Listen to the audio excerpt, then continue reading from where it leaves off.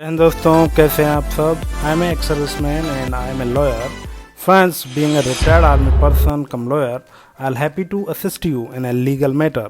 Therefore you can approach me for a legal advice. और इसके लिए आप मुझे मेल ड्रॉप कर सकते हैं या फिर व्हाट्सएप भी कर सकते हैं। अब मैं बात करूंगा आज के वीडियो सेगमेंट की, जिसमें मैं आपके लिए लेके आया हूं एक अवेयरनेस भरा पत्र। दोस्तों, 26 जनवरी के पर्व पर एक नई रिपोर्ट है। ये मिनिस्ट्री ऑफ डिफेंस रक्षा मंत्रीज कमेटी एक्सपर्ट की रिपोर्ट है। रक्षा मंत्री ऑफ डिफेंस कमेटी द्वारा सैनिकों, भूतपूर्व सैनिकों के लिए कुछ घोषणाएं 26 जनवरी के पर्व पर की गई हैं। इसमें नायब सूबेदार की पेंशन और पे की बात करें तो वो स्पेशली बताया गया है कि जो प्री 2016 हवलदार हैं, जिनको ऑनरी रैंक मिला है लेकिन पे बेनिफिट्स नहीं मिले हैं, उनके लिए इसमें बहुत ही बढ़िया प्रोविजंस निकल के सामने आए हैं। तो इससे पहले कि मैं वीडियो को आगे बढ़ूं, मैं आपको दिखाना चाहूँगा दोस्तों 26 जनवरी के पर्व पर रक्षा मंत्री और उनकी कमेटी, जो कि 2015 में गठित हुई थी, जैसा कि आप देख सकते हैं। ये कमेटी का गठन 2015 में हुआ था, ने सैनिकों और भूतपूर्व सैनिकों के लिए कुछ रिजेक्शंस और मोर रिकमेंडेशंस की स्टेटस रिपोर्ट DSW की वेबसाइट पर अपलोड कर दी है, जिसमें रक्षा मंत्रीज committee of expert reviews of service and pension matters की इस रिपोर्ट में सेवारत सैनिकों और पेंशनर्स से संबंधित कुछ एनोमलीज और डिस्प्यूट्स को रेक्टिफाइड और मिनिमाइज्ड करते हुए अपडेट स्टेटस रिपोर्ट पब्लिश की गई है। ये सभी मामले जो कि सेवारत सैनिकों और पेंशन भोगियों से संबंधित डिस्प्यूट्स की विसंगतियों के निस्तारण के लिए विचाराधीन थे। जैसा कि आप देख सकते हैं, ये मिनिस्ट्री ऑफ डिफेंस की रिपोर्ट है। दोस्तों, in a glance I would show the constructed committee expert members names. आपको ये अवगत हो जाए कि आपकी इस कमेटी में रिपोर्ट्स देने वाले कौन कौन एक्सपर्ट्स हैं। ठीक है, ये रक्षा मंत्री कमेटी के एक्सपर्ट्स के नेम्स हैं जो आप यहाँ देख सकते हैं।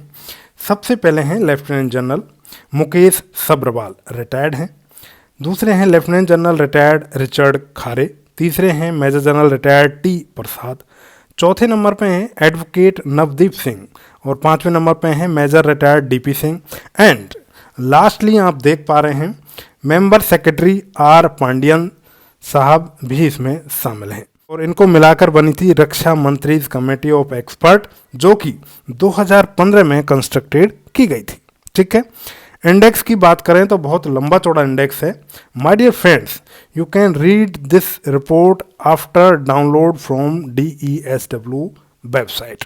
उसका लिंक तो मैं आपको वीडियो के डिस्क्रिप्शन में अवेलेबल करवा ही दूंगा, बट आप डायरेक्टली भी वहां से जाके डाउनलोड कर सकते हो। अब firstly I wish to all of you visit DESW website for how to download the copy of your welfare report of your defense minister disclosed almost after 7 years. So let's see. अब मैं आपको दिखाना चाहूँगा DSW की website. दोस्तों, ये है DSW की वेबसाइट। यहाँ पर आपको व्हाट्स न्यू टैग पर जाना है। मैं आपको लिए चलता हूँ व्हाट्स न्यू टैग पर, that is the what's new tag. What's new tag में जाने के बाद आपको यहाँ जो फ्लैश हो रही हैं, इनमें आपको नज़र आ जाएगी वो रिपोर्ट, स्टेटस रिपोर्ट। अदरवाइज़ आप रीड मोर पे क्लिक कर दें। जब आप रीड मोर पे क्लिक करेंगे मेरे दोस्तों, तो वहाँ पर आपको पूरा जो टैग है वो खुल के सामने आ जाएगा। देखिए, ये रीड मोर पे क्लिक कर दिया, अब ये टैग खुल गया। व्हाट्स न्यू आपके सामने है। व्हाट्स न्यू में तीसरे नंबर पर आप देख सकते हैं status on the recommendation of the रक्षा मंत्रीज committee of expert concerning DESW। आप इस पर क्लिक कर दीजिए, और क्लिक करने के बाद मेरे दोस्तों आपके सामने एक PDF फाइल होगी।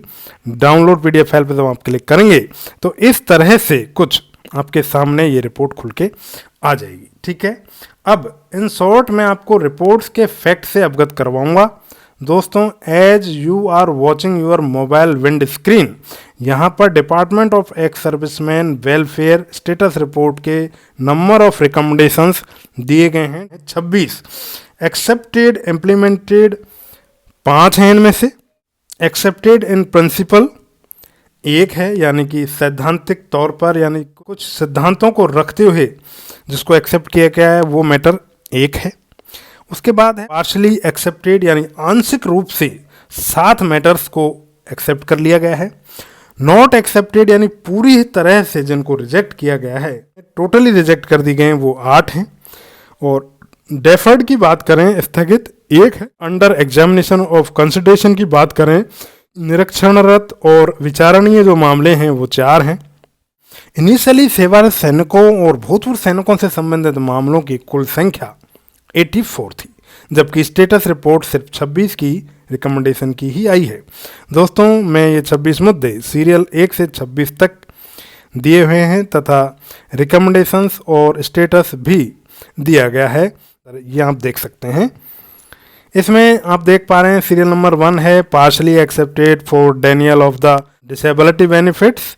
डिजीज केसेस का मामला है जो कि पार्शली एक्सेप्टेड है, आंशिक तौर पे मंजूर है। सीरियल नंबर 2 आप देख सकते हैं not accepted for the disability benefits for non attributable और नॉन एग्रीवेटेड केसेस में, इसको अभी तक एक्सेप्ट नहीं किया है। तीसरे नंबर पे आप देख सकते हैं सीरियल में accepted for disability benefits to voluntary retirees, ये एक्सेप्ट है। सीरियल नंबर 4 आप देख सकते हैं accepted for pre 2006 havildar rank retiree pension benefits, हनी नायब सूबेदार रैंक। और सीरियल नंबर 5 आप देख सकते हैं अंडर कंसिडरेशन। इसी तरह से 1 से लेके और 26 तक टोटल आपकी जो रिकमेंडेशंस हैं, जो स्टेटस है वो दिया गया। सिमिलरली आप आगे देख सकते हैं और जान सकते हैं और कर सकते हैं प्रत्येक मुद्दे का एनालिसिस कि क्या मुद्दा था, उसकी कंप्लीट डिटेल्स इंफॉर्मेशन क्या थी, वो भी आप यहाँ से देख सकते हैं। जैसा कि आपके सामने देखो इन डिटेल यहाँ पे दिया गया है, ठीक है। उसे इस रिपोर्ट्स में शामिल किया गया है किन किन स्टेप्स के अनुसार, तथा यदि कोई रिजेक्शन हुआ है तो उसके लॉजिक्स क्या रहे थे, वो भी यहाँ पे आपको देखने को मिलेंगे। दोस्तों, अब मैं आपको बताऊंगा कि कौन सी मांगें आपकी मान ली गई हैं तथा गवर्नमेंट ने कंसर्न डिपार्टमेंट को अथॉरिटी इश्यू कर दी गई है। तो फर्स्टली मैं आपको लेकर चलूंगा सीरियल नंबर 3 पे। आप सीरियल नंबर 3 पे थोड़ा फोकस करेंगे। Disability benefits to volunteer retirees, यानी कि स्वैच्छिक रिटायरमेंट पर कैटेगरी एलएमसी पर्सन को डिसेबिलिटी पेंशन के बेनिफिट्स को पार्शली रोक रखा था, आंशिक रूप से रोका हुआ था, जिन्हें एएफटी द्वारा इंडिविजुअल्स के माध्यम से लिटिगेशन फाइल करने पर सॉर्ट आउट किया गया और उसके चलते अब यह मंजूरी दे दी गई है कि वॉलेंटरी रिटायरमेंट पर भी डिसेबिलिटी पेंशन के बेनिफिट्स दिए जाएंगे। ये एक्सेप्टेड है। उसके बाद सेकेंडली मैं आपको दिखाना चाहूँगा सीरियल नंबर 4 जो कि जस्ट इसके नीचे है, आप देख सकते हैं ये भी एक्सेप्टेड है। दोस्तों, ये बहुत बड़ी विसंगति थी कि 2006 के बाद रिटायर्ड एमएसीपी बतौर नायब सूबेदार के फाइनेंशियल या मौद्रिक फायदे एक हवलदार रैंक के रिटायरी को मिलते थे, but in this report it has been cleared the pre 2016 havildar rank retirees को हॉनररी रैंक तो मिलता था परंतु मौद्रिक बेनिफिट्स नहीं मिलते थे, जहां पर कि हॉनी रैंक मिलने पर भी पे हवलदार रैंक की ही मिलती थी, जिसके regarding many more litigations AFT में फाइल की गई थी। इस रिपोर्ट का यह पॉइंट एक सराहनीय और चार्मिंग पॉइंट है। दोस्तों, हजारों ऐसे हवलदार रैंक रिटायरी हैं जो कि हवलदार होनी रैंक नायब सूबेदार होल्ड करते हैं परंतु हवलदार रैंक के पे बेनिफिट्स ही ले पा रहे हैं या हवलदार रैंक के पे बेनिफिट्स ही उनको मिल रहे हैं, जो कि अब इस रिपोर्ट के बाद नायब सूबेदार रैंक के पे बेनिफिट्स के लिए मान्य हो चुके हैं। Whether the retiree of pre 2016 havildar ranks are getting होनी naib subedar rank pay benefits, that's the good news for pre 2016 pensioners havildar rank. यानी कि legal denial of pension benefits to pre 2006 retirees honorary naib subedar का मतलब है कि 2006 के बाद जितने भी हवलदार नायब सूबेदार होनी रैंक ले रहे हैं उनको रैंक ही नहीं उनके पे बेनिफिट्स भी मिल रहे हैं, लेकिन प्री 2006 वाले जो रिटायर हवलदार रैंक से रिटायर थे पर होनी रैंक होल्ड तो करते हैं बट उनको पे बेनिफिट्स नहीं मिल रहे थे, उनके लिए ये ऑर्डर्स, ये रिपोर्ट खास बहुत ही फायदेमंद रही है, उनको लाखों का फायदा यहाँ होना तय है। थर्डली सीरियल नंबर 15 ये कहता है grant of ECHS facilities to short service commission officers SSCOs and emergency commission officer ECOs, ये भी एक्सेप्ट कर लिया गया है। यानी कि अकॉर्डिंग टू दिस अब शॉर्ट सर्विस कमीशन्ड ऑफिसर को भी ECSH की फैसिलिटी मिलेगी और इस रिपोर्ट के अनुसार उनको ECSH की सुविधाएं लागू कर दी गई हैं। फोर्थली सीरियल नंबर 18 देखिए, जो कि एक्सेप्टेड है, जहां लिखा है non implementation of decision and floating of existing guideline on implementation of judicial verdicts.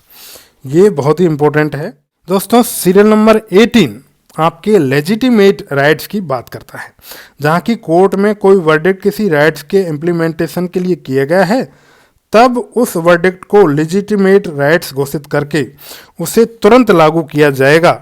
ऐसा इस रिपोर्ट में इसलिए मंजूर किया गया है क्योंकि AFT या CAT या सिविल कोर्ट या SC या SC के वर्डिक्ट जो कि कानून बनाकर लागू करने के संदर्भ में जजमेंट दिए गए हैं, उनको डिफेंस में खासकर आर्मी में लागू नहीं किया जा रहा था। यानी सेना को कोई आदेश AFT या HC या SC द्वारा दिया गया था तो उस आदेश को सेना डिनायल कर रही थी, यानी मान नहीं रही थी। इस रिपोर्ट के मुताबिक यदि किसी कोर्ट ऑफ लॉ या जुडिशियल की गाइडलाइंस आती हैं तो उसे लॉ बनाकर तुरंत प्रभाव से सेना में लागू किया जाएगा। ऐसा इस कमेटी ने एक्सेप्ट किया है, यानी अब सेना में मर्जी के कानून नहीं चलेंगे। लास्टली और फिफ्थली मैं आपको बताना चाहूँगा सीरियल नंबर 24। सीरियल नंबर 24 है जो एक्सेप्टेड है। ये कहता है issues related to short service commissioned officers. As per the reports DESW ने इनके points raised to welfare concern accept कर लिए हैं। यानी कि DESW ने जो वेलफेयर कमेटी है उसने शॉर्ट सर्विस कमीशन से कंसर्न जितने भी इश्यूज हैं उनको एक्सेप्ट कर लिया है और वो अब जल्दी ही रिजॉल्व हो जाएंगे, उनके रिगार्डिंग ऑर्डर्स इशू कर दिए जाएंगे। ये बहुत ही इम्पोर्टेंट एक रिपोर्ट आपके सामने है। इस रिपोर्ट का आपको थॉरोली अध्ययन करना चाहिए। तो that's all for in this video. जय हिंद।